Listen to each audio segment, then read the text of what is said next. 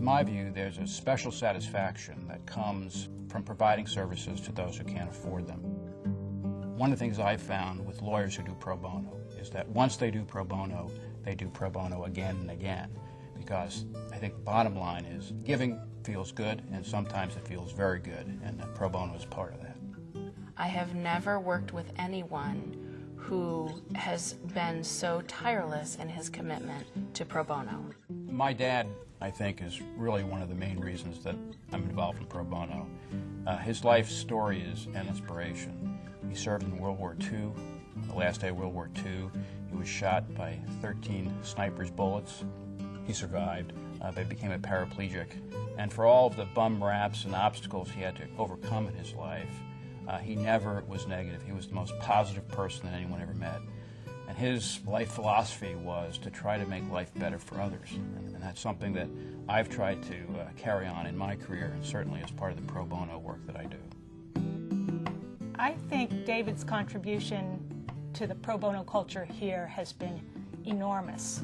Although Jones Day has always supported pro bono, what David has done is he's taken that culture to other law firms. I think the thing I'm most satisfied about and I'm most grateful for is the way that we've changed the culture in Cleveland. Starting in about 2004, the Cleveland Bar Association started a program called Our Commitment to Our Community. And through that program, we were able to create partnerships between law firms and lawyers and the Legal Aid Society of Cleveland. And one tangible result of that, for example, is that we have created a series of clinics. The benefit of our relationship with Cleveland Legal Aid is that they are able to come out and provide wonderful services to members of this community. They're able to get confidential legal services at no cost to them in an environment that they're familiar with, and it removes all kinds of concerns they might have about going into a private office somewhere. David's commitment and his willingness to put his time and energy and his reputation on the line for pro bono has really transformed pro bono, I think, in Cleveland and in the state of Ohio. One of the things that we did to promote pro bono throughout the state is create something called the Ohio State Bar Association Pro Bono Task Force.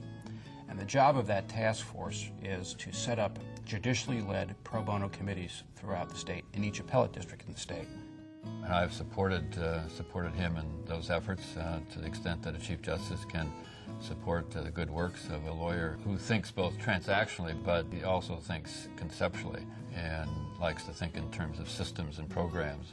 David has really changed the face of pro bono work at this firm and in this town. I wish we had about 150 more David Kutiks in Ohio.